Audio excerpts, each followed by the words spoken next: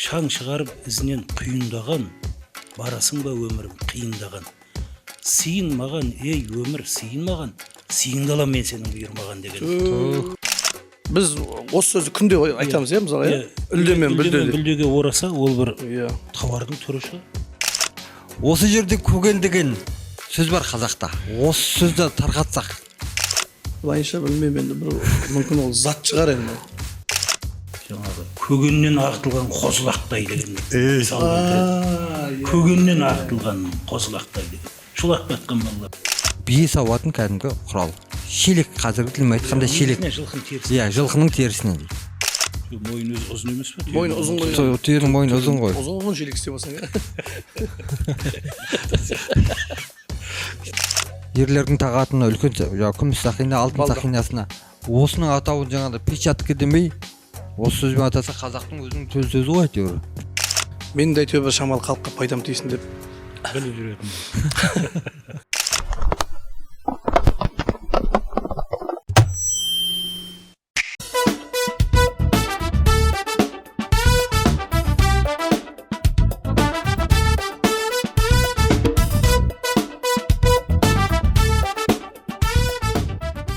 Қайырлы кеш, құрметті Ана Тағзым орталығы YouTube арнасының көрермендері. Бүгін бізде Шырағдан подкасты кезекті түсірілім.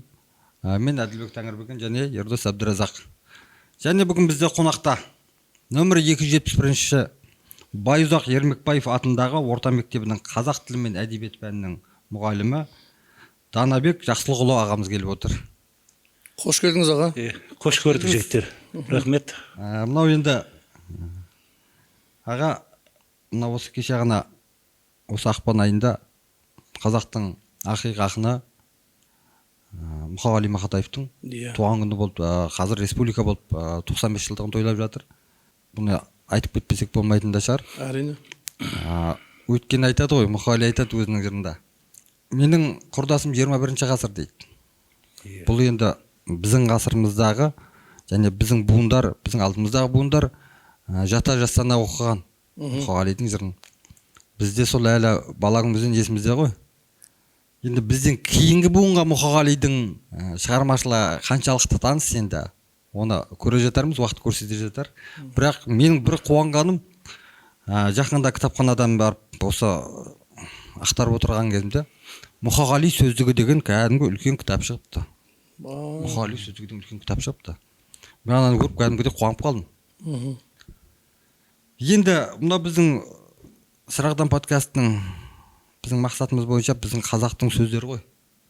Аға, өткенде көргенде шығарсыз, естігенде шығарсыз. Осы біз жалпы сол Мұқағали айтқандай жаңа күпі киген қазақтың қара өлеңін шекпен жауып өзіне қайтарамыз дегенде біздің де мақсат сол. Мынау қазақтың қазіргі қолданып жүрген өзі білетін өзінің төл сөздерін ұмыт қалып бара жатқан сөздерін барынша мағынасын ашып осы жерде талдасақ дейміз. Осында келген қонақтармен қолданудан қалып бара жатқан сөздер. Иә, қолданудан қалып бара жатқан сөздер. Оның орнын неге десеңіз, өйткені бізде кірме сөздер басып бара жатыр. Кірме сөздер басып бара жатыр. Өзге елден бұл жаңа мәдени экспансия дейді ғой.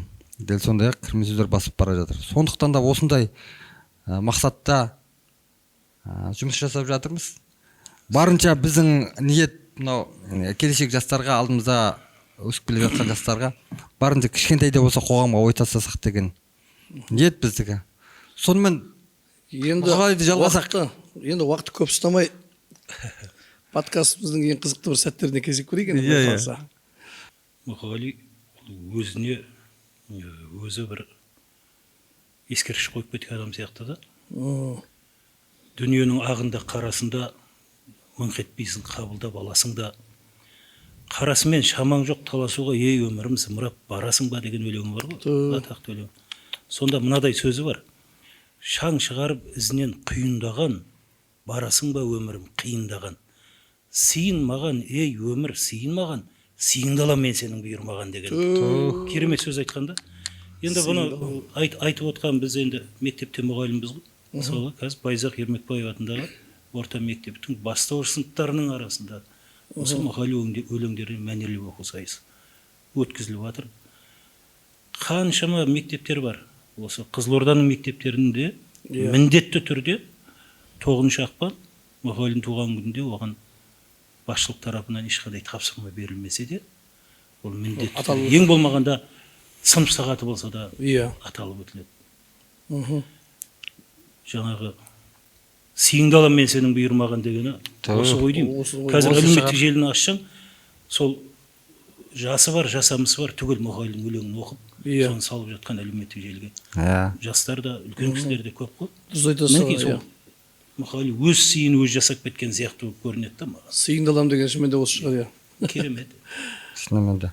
Мынау сол мұқағали айтады, Ғабит Мүсіреповке жазған өлеңінде былай дейді: Ғабеке, анда-санда сізді көрем, сізді көрсем жомарт бір күзді көрем, еліктеп өзіңізге есім кетіп, көгендеп ақ қағазға тіздім өлең дейді.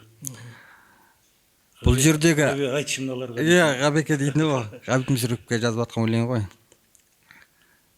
Көген деген сөз бар екен осының ішінде. Көген. Енді дәл осы көгенді, осы сөзді Исраил Сапарбай ағамыз қолданады.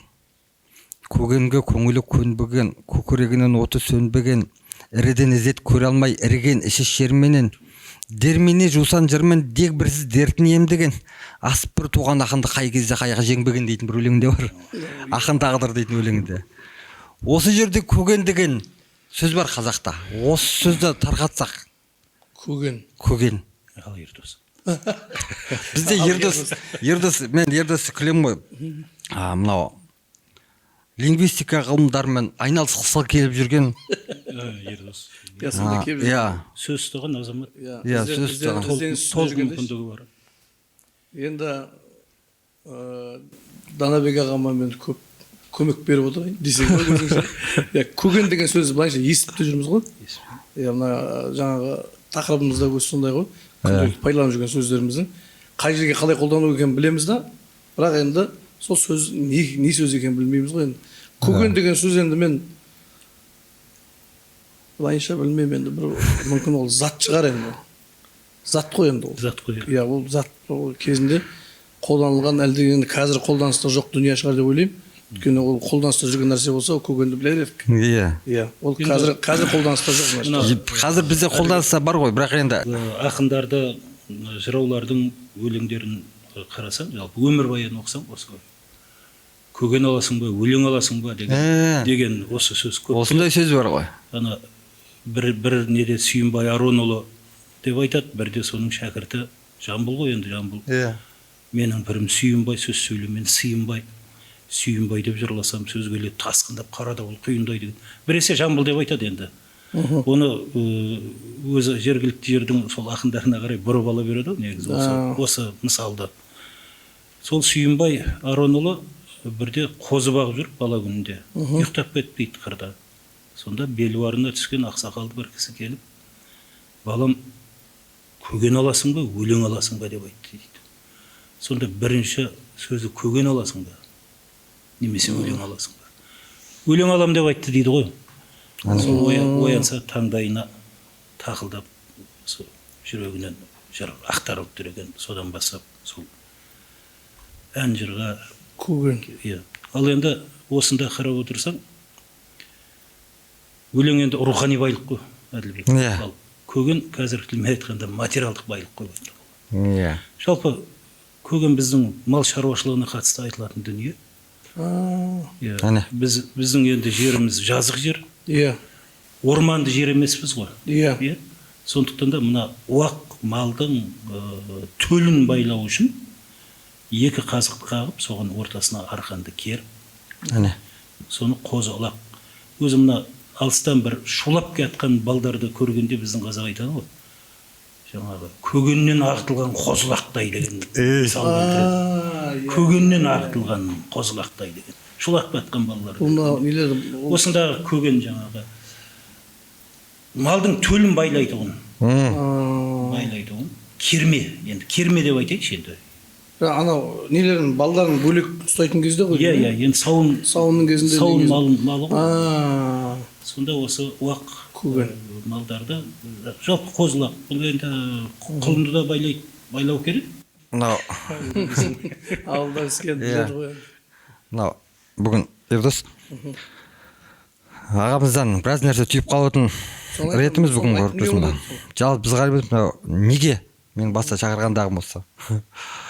Данабек ағамыздың мынау біздің оқырмандарымыз да біз де біраз нәрсе түйіп қалуымыз керек осындай.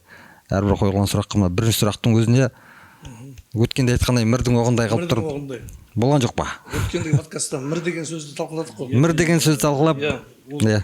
Подкаст қарап шықтым. Біз Көрдіңіз ба? үй толған қарындасымызбен. Иә. Ол жерде де тартысты әңгіме болды, жақсы. Өте жақсы. Иә, қызу- әсіресе қызу осы талқылау. Әдекеңмен үй толған қан тек камерадан ұялып отты, айтпаса екеуі біразға баратын еді. Иә. Енді менің түсінігімде жалпы негізгі мағынасы осы көген. Иә, көген дұрыс. Жаңағы малдың Иә. төлін Төлін байлайды.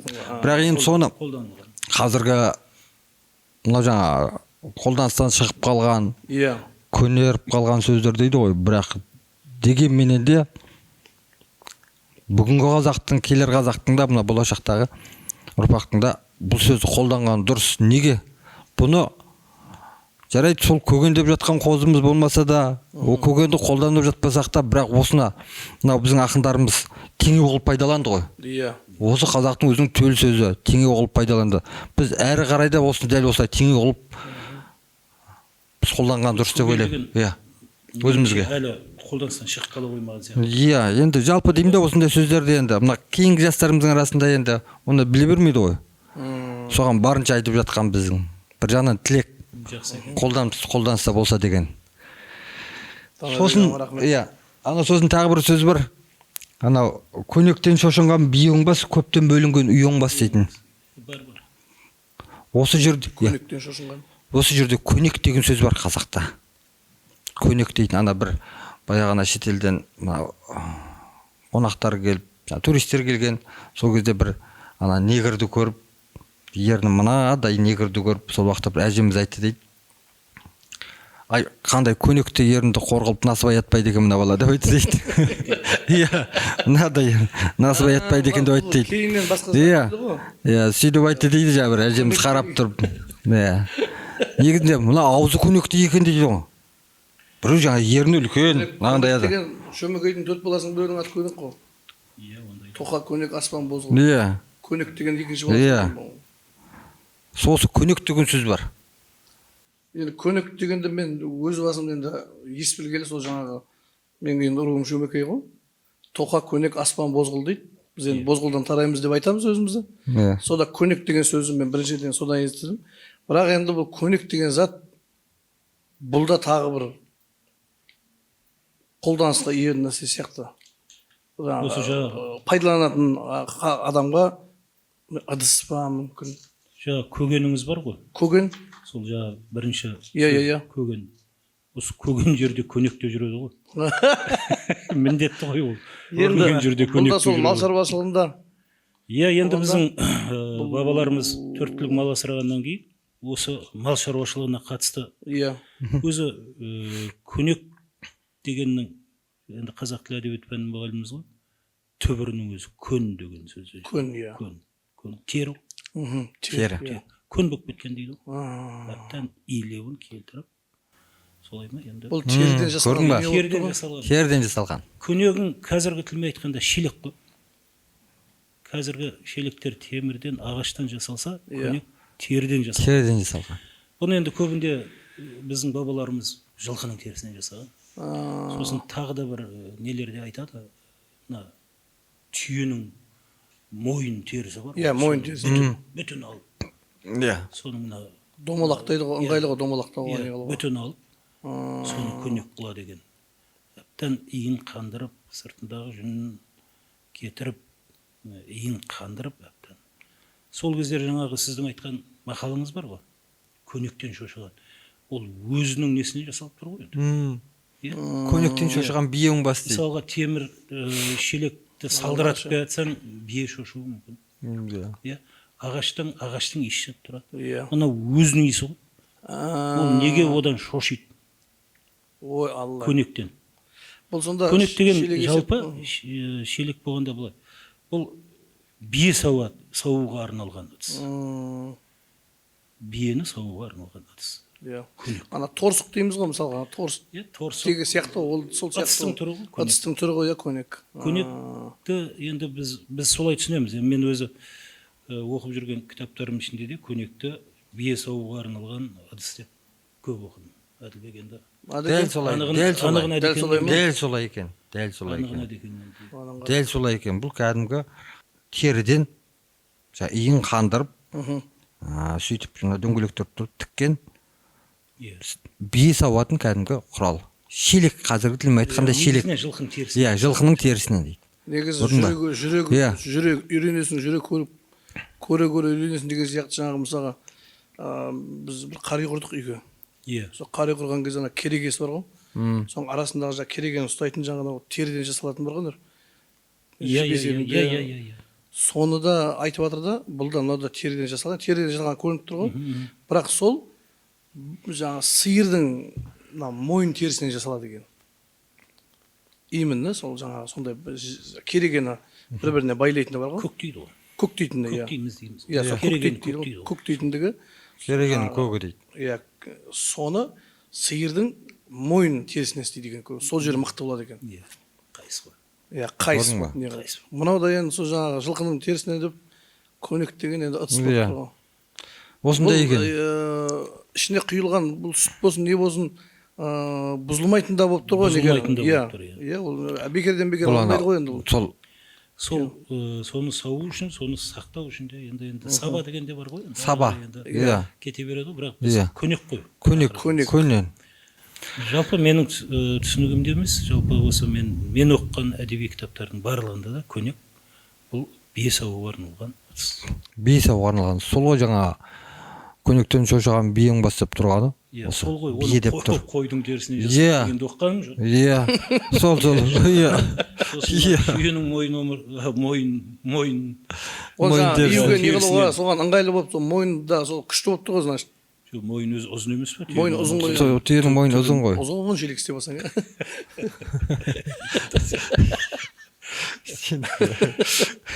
фляг есебінде. Анау Біржан Салдың бір өлеңінде бар екен. Алғаным қолымдағы алтын балдақ, мен келдім әкем керді суға жалдап. Құйрығын екі-екіден талдап өріп, қылмайтып мініп шықтым қалқаға арнап дейді. Осы жерде алтын балдақ деген сөз бар. Бұл енді батырлар жырында да, батырлар жырында көп кездеседі осы алтын балдақ дейді. Алтын балдақ. Иә.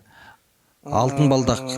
Осы бір сөзді барынша енді мендегі тілек бір барынша тарқатып маңызын ашса, осының бір мағынасын ашсақ барынша. Балдақ деп мысалға мына сақинаның бір түрін айтады ғой. Айтады. Иә? Айтады. Алтын деп айтпаса, бірақ қолындағы балдағы бар, балдақ дейді. Әжелері біздің ауылда көкелер енді содан естіді. Иә, енді ол анау алтын балдақ қол саны әшекей бұйым той сәні дейтін қазақта бір мақал бар ғой. Мен солай түсіндім. Иә. Ондай да бар ғой. Алтын балдақ. Бірақ дегенмен бұның басқаша да мағынасы бар екен. Бұл енді жаңа алтын балдақты бұл негізінде бұл жерде бұл керекті нәрсесі біз қазір осындай мына ер азаматтар қолға тағатын үлкен жүзікті біз қазіргі қазақтар печатка дейді. Печатка дейді. Иә, печатка деп оны. Сол балдақ қой енді. Иә. Қазақша. Сол балдақ деген сол дұрыс па деп ойлаймын, сол қазақшасы бар. Сол балдақ деп атаған. Балдақ деп атайды ғой. Иә.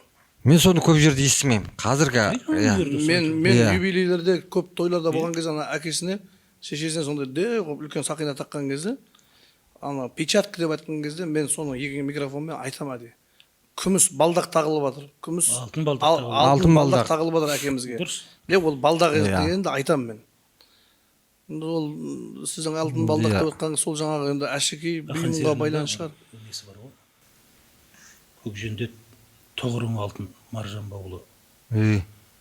Тұрушың ағаш үйде асыраулы. 60 қаз 90 үйрек бір күнделіп көрмедім дәл өзіңдей қыран шәуле деп келедім. Енді біз қазақ құсбегілік өнермен де айналысқанбыз ғой. Иә. Енді мына балдақ дегеннің екі түрлі вариантын айтайын деп едім. Жігіттер. Сонда мына осы құсты қолға енді атпен жүреміз ғой енді. Иә. Томағасын кигізіп, құстып, қолға қондырып, Мгм. сөйтіп атпенен шығамыз ғой енді. Енді мен шыққаным жоқ, бірақ енді Иә. кинодан көріп жатырмыз, Иә. кітаптардан көп оқимыз. Сонда осы қолы талмас үшін ердің қасына, алдыңғы қасына тіреп отыратын, қолын қойып отыратын балдақ деген зат бар. Әнекей көрдің ба? Бұндай да зат бар, Иә. балдақ. Енді екі варианты бар. Балдақ мына неден жасалады ғой? Аша ағаштан жасалады. ғой. Аша ағаш. Қолды қойға да не Қолды қылады қойға сол ашаның арасына қайыс жүргізіп қояды да, сол қайысқа қолын салып. Қазіргі Сонда мынау қолың талмайды ғой енді. қазіргі балдақта да балдақ Енді дейді. бүркіттің де түрі бар. Бұл қаршыға емес. Қаршыға Иә. емес, иә. Қаршығаның өзінде үнемі көтеріп отырсаң ол да. Былайынша Иә. қолды көтеріп отырсаң талады ғой былайынша. Иә, ол Еш да. нәрсе қоймай-ақ бүйтіп отырсаң да талады қол. Иә. Бір Ол балдақ, балдақ. мен білетін бір балдақ осы. Мына Абай жолында да осы нені келтіреді. Жаңағы Салбурынға шықты дейтін жері бар. Абай жолында. Екінші Иә. кітабында болу керек. Салбурын, иә. Салбурынға шығады ғой. 10-15 күнде кетеді сонда жаңағы қара шегір мен қара шолақтың, түсіптің қара шолағы мен жабайдың қара шегірінің екеуінің жаңағы өнер таластыратын жерінде, бір кішілердің өнер таластыратын жері бар. Сол осы тақырыпты екінші кітапта оқысаңыз, осында балдақ сөз кездеседі. Балдақ жаңағы мына неге қолы талмас үшін Қолы талмас аттың алдыңғы қасына, ердің алдыңғы қасына аттың деп бұны соған қолын тіреп отыратын. Балдақ деген құсты қондырып отыру үшін қолыңызға. Енді Балдаққа қондырмайды. мен енді есіме Қолыңызға түссе, қондырады. менің бір жаман әдетім бар да, бірдеңені оқты, керек дүние екен деп алып аламын да, Иә. соны бір-екі рет оқығаннан кейін жаттап есімде қалады да. Бірақ кейін осындай кезде бір еске түскен кезде айтайын десем, ананы қайтадан ұйқастыра алмай қаламын. Немесе қалай еді деп. Бұл негізі алтын балдақты мен жаңа есіме түсіп отыр. Мен бір жерде оқыдым осыны ше. Бұл бір жағынан енді қолдау деген сияқты ма бірдеңеге келетін Енді тағы бір мағынасы бар бұның. Мынау балдақ дегенді ғана айтып жатырмыз. Енді алтын балдақ деген батырлар жырына, жыраулар поэзиясын оқысаң, толып жатыр ғой. Толып жатыр. Алтын балдақ. Бұның енді Кімнің белгілі биік көксеңгір басынан қарға ұшырмас, ер қарауыл қарар деп, алыстан қара шалар деп, балдағы алтын құрыш болады, ашылып шапса дем тартар, сусыным қанға қанар деп дегендегі. Балдағы алтын құрыш болады. балдағы алтын құрыш болады. Бұл қылышты айтып тұр ғой. Қазтуғанның сөзінде бар осындай. Махамбеттің өлеңінде бар. Беркініп садақ асынбай, біріндеп жауды қашырмай, білтеліге доп салмай, қозы жауырын оқ алмай, атқан оғы жоғалмай деп келеді. Балдағы алтын құрыш болады, балдағынан қанға боя алмай деген жерін айтады да. Балдағы алтын құрыш болады, балдағынан қанға боя алмай. Осындағы балдақ жаңағы сабынан қанға боя алмай деп тұрған жоқ қой, балдағына. Демек мына қылыштың негізгі бөлігі мен саптың ортасында тұратын зат. Иә, мынандай қорған қолыңды да қорғайды. Қолыңды да қорғайды тірейтін, иә. Неге салған кезде сол балдаққа барып тірейді. Иә, балдаққа барып тірейді, иә. Балдақ деген менің түсінігімдегі осындай екен. Екі ұғым бар. Осындай екен. Негізіндегі оқығанды дұрыс естіп балдақ, иә, балдақтың негізгі мағынасы осы екен. Бұл енді қазіргі енді бұл дәуірде біз енді қылыш асынып, садақ асынып, белімізге қылыш байлап жүрген жоқпыз ғой. Бірақ енді бұл сөзгі бізге неге керек дегенде жаңағы балдақ деген қылыштың қай жері? Иә. Оны алтын балдақ дейді мағынаны айтып тұрмыз. Иә, осыны айтып отырмыз ғой. Бір жағынан осыны ашып кетейік, бір жағынан мына біздің жас оқырмандарымызға шамалы іздеуге нұсқа болсын деп жатқаным ғой. Ар жағынан батырлар жырын оқып қалып жатса, ол қандай керемет қол, өте жақсы нәрсе ғой. Иә, мына бізде соның ішінде де осы тіркестер көп. Өткендегі подкасттағы алтын балдақ деген сөз ғой, деген сияқты. Иә. Енді бұның ішіндегі бізге керегі, мен өзіме ойым ғой енді, өзімде жеке ойым. Анау жаңа Әшекей биім алтын балдақ қол сән әшекей биім той сән дегендегі осы жердегі мынау ерлердің тағатына үлкен күміс сақина, алтын сақинасына осының атауын жаңағыдай печатка демей осы сөзбен атаса деймін ғой. Иә. Осы сөзбен атаса қазақтың өзінің төл сөзі ғой әйтеуір. Әрине. Иә, осымен атап кетсе біз тілімізді бұрап орысшаға қарай жақын тұрамыз ғой айта салуға. Оңайлау сияқты. Иә.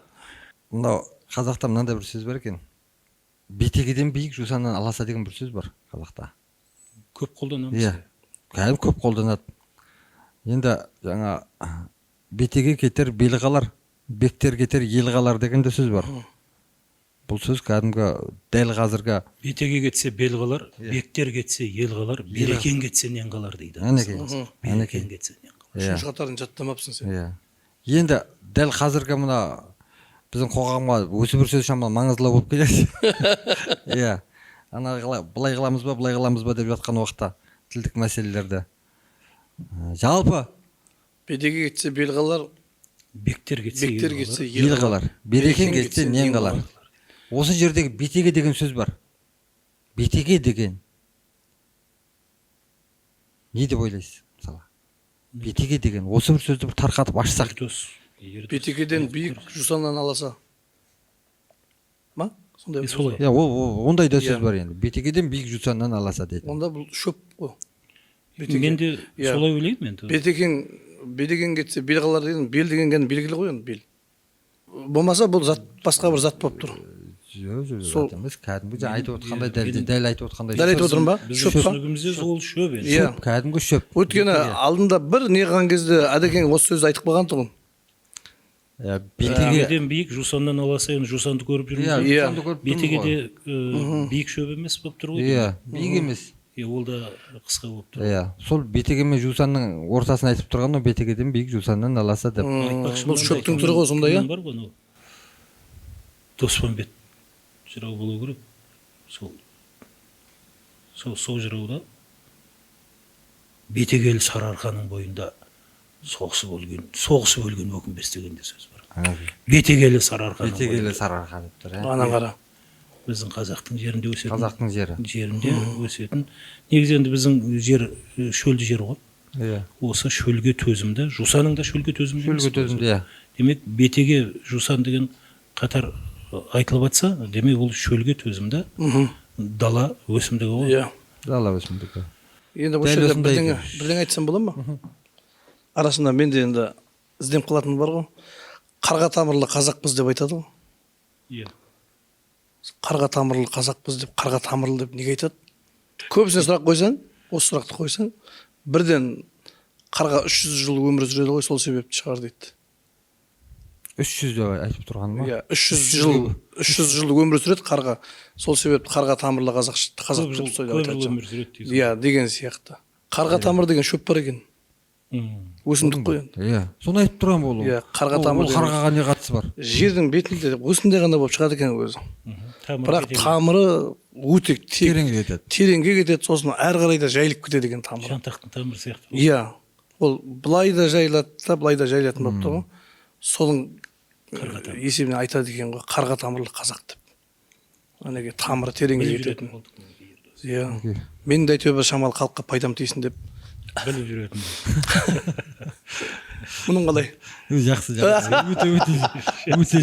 өте жақсы. Үлдемен бүлдеге оранып дейді. Иә. Қазақта бір сондай сөз бар. Үлдемен бүлдеге оранып алып та осы дейді. Иә. Бірақ осының бәрі айтады. Сол мағынасына бара бермейді екенбіз. Кейбір әйелдерде күйеуіне ренжісең, осы үлдемен бүлдеге оралып қандай адам құсап айым айтпашы дейтін де бар. Иә. Иә, сондай да бар. Иә, бір үлдемен бүлдеге бір жарқатып қойып отырған адам құсап сөйлемеші, осы не істеп жатсың дейтіндер бар ғой. Қоғамда иә. Енді ол үлдемен бүлде дегенді мен ойымша сол бір жағдайын жасап, ешқандай проблемасын жоқ қылып отырысып қойған адамды айтады шығар. Или өзінің жағдайы сондай. Бұл да бір әшекей бұйымға дейін десем, оған келмей тұр. Үлдемен бүлде. Үлденіп тұр ма? Гүлденіп тұр дейін десең, ол үлдемен бүлде. енді бұл өзі Танабек аға, енді осы жерде өзіңізден көмек сұраймын енді. Мен де нақты айта алмаймын, бірақ үлде мен бүлдеге орады деген. Иә, Орады дейді ғой енді. Үлде мен бүлдеге. материал ма екен десең. Мен осыны айтайын деп едім, ол мүмкін материал болар ол. Материал шығар. Біз сол матаның түрлерін ғана білеміз ғой. Біз осы сөзді күнде айтамыз, иә, мысалы, иә. Үлде мен бүлдеге ораса, ол бір иә, тауардың түрі шығар. тауардың Материалдың түрі шығар. сондай бірдеңе ғой, енді бір жағдайын жасап қойған. Бірақ енді мағынасы жаңағы сіз айтқан мағынасы. Жағдайын жасау. Иә, жағдайын жасау. Материалдық жағдайын Иә. жасау. Сол қанша келдіреді, үлде мен бүлдеге орап қойдың ба түптің деген. Осыны қазір біз осылай қолданамыз ғой. Иә. Иә. Бір жағдайын жасап қойып, бір жаңа өткенде біреуге қойсам, сұрақ қойсам, енді бір алтын алқа, алтын сырға Иә. деп кәдімгі алтындарды айтып келе жатыр, ойында бар Оған емес орап па? қоя алмайсыз ғой. Иә, үлдемен бүлдеге орап дейді. Мен айтамын, ол Үлде мен бүлдеге оранып дейді. Иә, үлдемен бүлдеге орап, қымбат киімдер сол емес па енді дейді. Оны көз алдында солай елестеп тұр. Мен де жаңа көрдің ба деймін ғой. сөзіңізді бөлейін, материал дегеннен кейін үлде мен бүлде болғаннан кейін бір жалт-жұлт етіп тұратын бір сондай бір адамдың көзін тартатын бірдеңе шығар деп ойлап отырмын мен де. Шынымен де ол ашағанда осындай не жоқ. Барша дейтін анау Парча. иә, барша дейтін мата бар ғой. Мата ғой. Жылтырақ. Аха. Ерте дәуірде содан мына көйлек тігіп киіп сөйткен сол кісілерді айтады екен, ой, мына үлдемен бүлдеге ораныпты ғой деп, кейіннен барып осы мағынасы сөйтіп өзгерген сәл. Ана жылтыраққа қарай ұмтылдырып. Айтып отырмын ғой мен соған. Жылтыраққа қарай бір ауысатын осы. Негізінде үлде дейтін мынау адамның етіне, денесіне жақын кәдімгі ішкі киім екен. Үлде ма? Иә, үлде. Оның жібегі аз, мақтасы көптеу, сондай мата, жұмсақ. Кейін жұқа. Иә.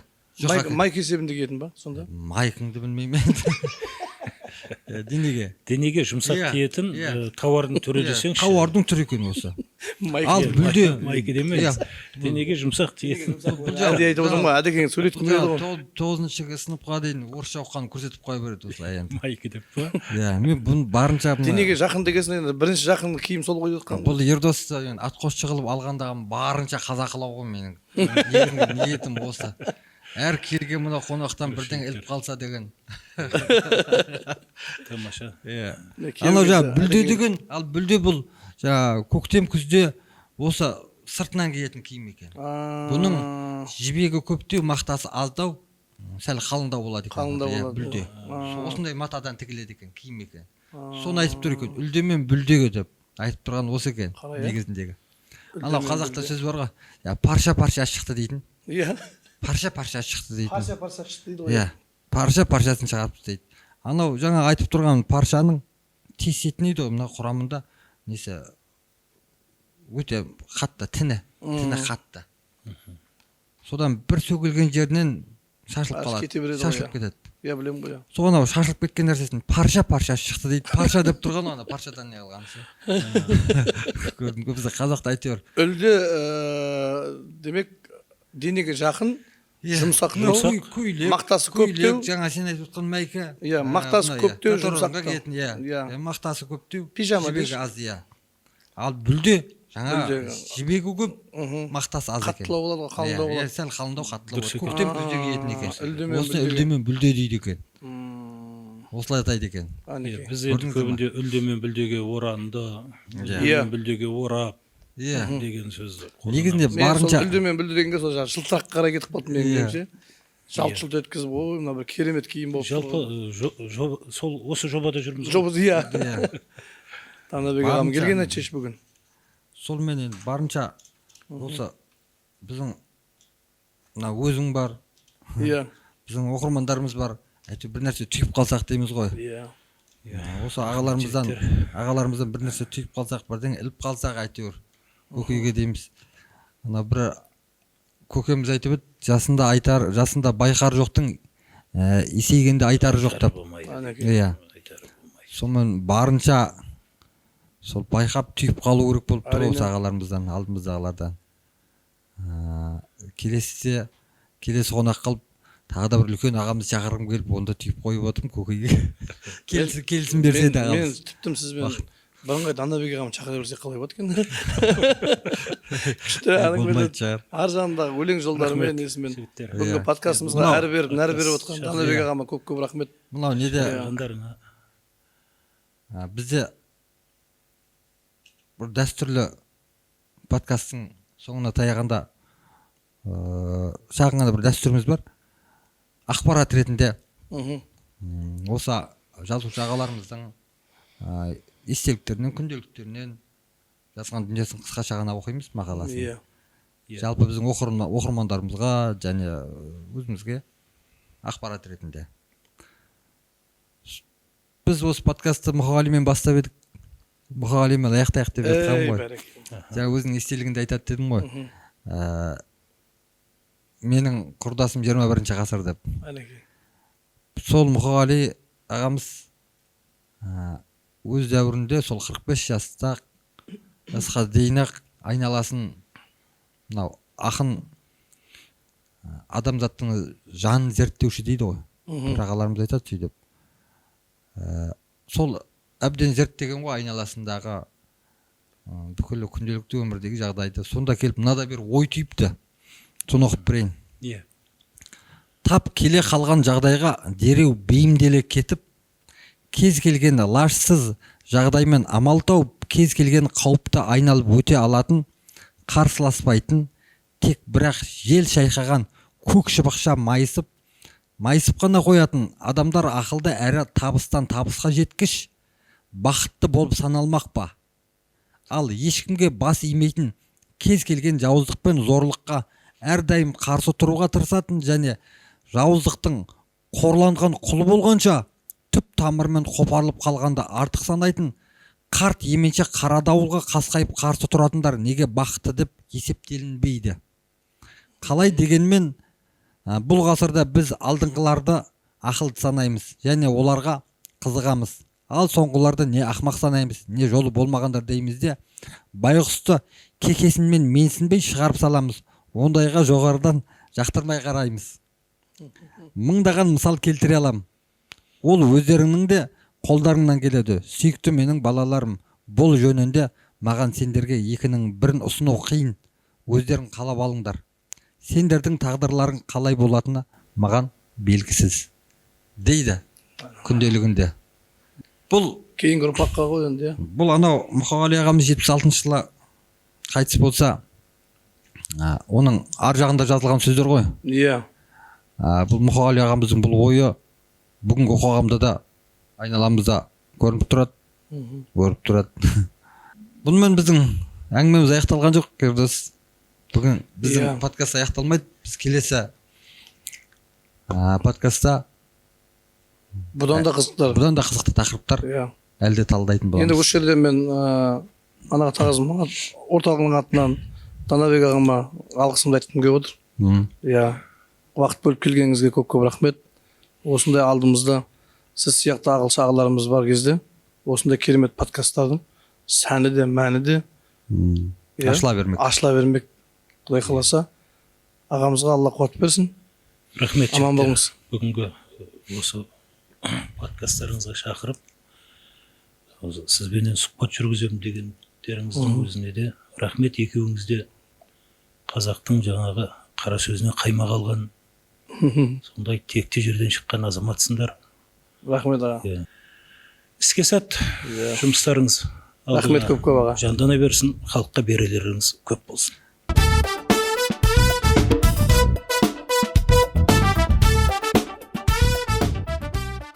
Құрметті көрермендер, бүгінгі эфир осымен тәмам. Подкаст ұнаса лайк басыңыздар, пікір қалдырыңыздар, бөлісіңіздер. Біз әрқашанда оқимыз, жауап береміз. Ана тілінің шырағы сөнбесін.